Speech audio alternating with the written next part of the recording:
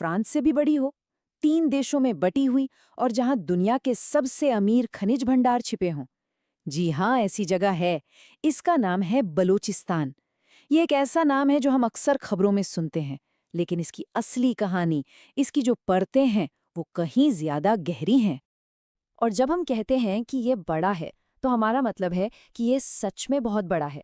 सोचिए, पूरा का पूरा फ्रांस इसके अंदर समा सकता है और उसके बाद भी थोड़ी जगह बच जाएगी। ये विशाल जमीन का टुकड़ा ईरानी पठार के दक्षिण पूर्व में फैला हुआ है। तो चलिए, इस सफर में हम 5 अहम मुद्दों पर नजर डालेंगे। पहले देखेंगे कि ये इलाका कहाँ तक फैला है, फिर समझेंगे बलोच पहचान की गुत्थियों को।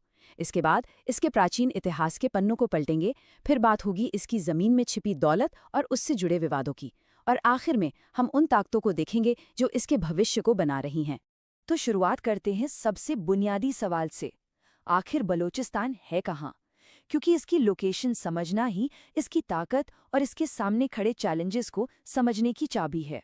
जरा सोचिए, एक ऐसे चौराहे के बारे में जो साउथ एशिया, वेस्ट एशिया और समंदर के सबसे व्यस्त व्यापारिक रास्तों को आपस में जोड़ता हो। बस वही है बलूचिस्तान। भले ही यह जमीन सूखी और पथरीली लगे, लेकिन इसकी लोकेशन इसे दुनिया की शतरंज में एक बहुत बहुत अहम मोहरा बना देती है। ठीक है, तो जमीन की बात तो हो गई। अब बात करते हैं यहाँ के लोगों की, और उनकी पहचान किसी एक आसान से लेबल में बंद नहीं सकती। इसको समझने के लिए एक खास लफ्ज है, पलिम्सेस्ट। अब ये क्या है? यही शब्द है जो यहाँ की पेचीदा और कई परतों वाली संस्कृति को बिल्कुल सही तरीके से बयान करता है। तो ये पलिम्सिस्ट होता क्या है? कल्पना कीजिए एक बहुत पुरानी किताब की, जिस पर सदियों से लिखा गया, फिर मिटाया गया और फिर उस पर दोबारा लिखा गया। नई लिखाई के नीचे से भी पुरानी कहानियों के निशान झांकते रहते हैं। बिल्कुल यही है बलोचिस्तान की संस्कृति। इतिहास की कई परतें एक के ऊपर एक जमी हुई। और ये शानदार ढंग से दिखाता है कि बलूचिस्तान की पहचान भी ठीक इसी तरह है। यहाँ कई अलग अलग संस्कृतियाँ और इतिहास एक साथ सांस लेते हैं, एक दूसरे पर अपनी छाप छोड़ते हुए। जैसे यहाँ प्राचीन कबीलाई रिवाज मिल जाएंगे जो आज की इस्लामी परंपराओं के साथ घुल मिल गए हैं, जिससे एक बिल्कुल अलग, एक अनोखा कल्चरल मिक्स बन गया है। ये जो जटिलता है ना, ये सिर्फ संस्कृति तक ही नहीं है, बल्कि समाज के ढांचे में भी दिखती है। पारंपरिक रूप से बलोच समाज में 4 मुख्य वर्ग माने जाते हैं। हर एक का अपना रोल है, अपना स्टेटस है। हाकुमजात यानी शासक लोग, बलोच यानी असली घुमक्कड़ कबीले, शहरी यानी खेती बाड़ी करने वाले लोग, और गोलाम यानी दासों के वंशज। इतने अलग अलग लोगों को आखिर जोड़ता क्या है? वो है उनकी एक जबान, बलूची। यही जबान सब कबीलों के बीच एक पुल का काम करती है।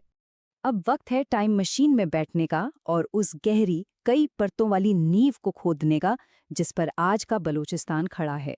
सोच लीजिए, हम एक ऐसी पुरातात्विक खुदाई पर जा रहे हैं जो यहाँ इंसानी बस्तियों के हजारों साल पुराने राज खोलेगी।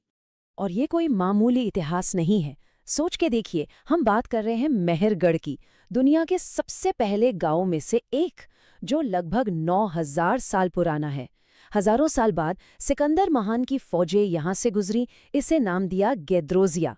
फिर 10वीं सदी के आसपास बलोच लोग आए, जिन्होंने इस इलाके को इसका आज का नाम दिया, और आखिर में 1870s के दशक में ब्रिटिश राज ने लकीरें खींची, आधुनिक सीमाएं बनाई और इस जमीन की तकदीर हमेशा के लिए बदल दी। लेकिन बलूचिस्तान की कहानी का सबसे विवादास्पद अध्याय इसके इतिहास में नहीं, बल्कि इसकी मिट्टी के नीचे दफन है। ये एक ऐसी जमीन है जहां कुदरती खजाने भरे पड़े हैं। सवाल ये है कि ये दौलत इसके लिए एक वरदान होने के बजाय एक अभिशाप क्यों बन गई है? 800 किलोमीटर, ये सिर्फ एक नंबर नहीं है। ये लंबाई है उस समुद्री किनारे की जो बलूचिस्तान को सीधा अरब सागर से जोड़ता है, और इसी वजह से ये अंतर्राष्ट्रीय व्यापार और सैन्य शक्ति के लिए एक स्ट्रेटेजिक हॉटस्पॉट बन जाता है। और अब एक ऐसा आंकड़ा जो हैरान कर देगा। एक अनुमान के मुताबिक पाकिस्तान के कुल खनिजों का लगभग 80%, 80% इसी एक जगह से निकलता है। सोचिए ये कितनी बड़ी मात्रा है। ये इसे देश की अर्थव्यवस्था के लिए बिल्कुल महत्वपूर्ण बना देता है। तो आखिर ये खजाना है क्या? हम बात कर रहे हैं भारी मात्रा में तांबे और सोने की, इतना कि दुनिया की बड़ी बड़ी इलेक्ट्रिक कारों और स्मार्टफोन को पावर दी जा सके। और ये तो सिर्फ शुरुआत है। इसके अलावा यहाँ लोहे और जिप्सम के भी विशाल भंडार हैं। सच में, ये एक जमीन के नीचे छिपा हुआ खजाना है। लेकिन इतनी दौलत के बावजूद एक गहरी और लंबे समय से चली आ रही शिकायत है। कई बलोच लोगों का मानना है कि उनके संसाधनों का शोषण हो रहा है और इसका फायदा उनके अपने लोगों तक न के बराबर पहुंच रहा है। और यही एहसास, जैसा कि इस विश्लेषण में बताया गया है, कई दशकों से चल रही राजनीतिक बेचैनी और संघर्ष की जड़ रहा है। तो एक तरफ है संसाधनों को लेकर तनाव, लेकिन ये कहानी की एक ही फॉल्ट लाइन है। बलोचिस्तान तो असल में सचमुच भी और लाक्षणिक रूप से भी एक गति में क्षेत्र है, एक ऐसी जगह जो हमेशा हिल रही है। चलिए उन ताकतों को देखते हैं, जमीन के नीचे की भी और जमीन के ऊपर की भी, जो इसके भविष्य को आकार दे रही हैं। और जब हम कहते हैं कि जमीन हिल रही है, तो ये सिर्फ कहने की बात नहीं है।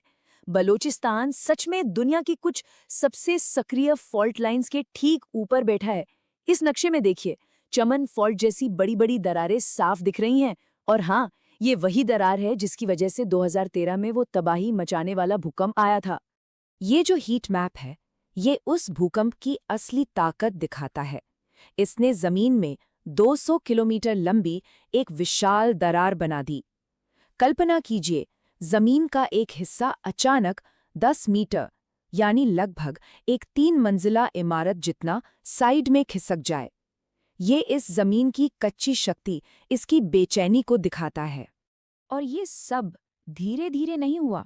वैज्ञानिकों के हिसाब से ये दरार जमीन को चीरती हुई 3 किलोमीटर प्रति सेकंड की रफ्तार से आगे बढ़ी।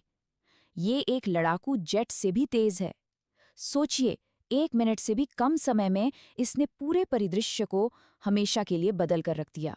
तो जब हम इन सभी परतों को एक साथ रखते हैं, इसका हजारों साल पुराना इतिहास, इसकी पेचीदा पहचान, इसकी बेपनाह दौलत और इसकी लगातार अस्थिरता, तो एक बड़ा सवाल सामने आकर खड़ा हो जाता है। इस प्राचीन जमीन का भविष्य आखिर कौन लिखेगा? एक ऐसी जमीन जो सच में भी और लाक्षणिक रूप से भी फॉल्ट लाइंस पर टिकी है। क्या इसकी तकदीर यहाँ के लोग तय करेंगे, या फिर वो ताकतवर बाहरी लोग जिनकी नज़र इसके खजानों पर है? इस सवाल का जवाब अब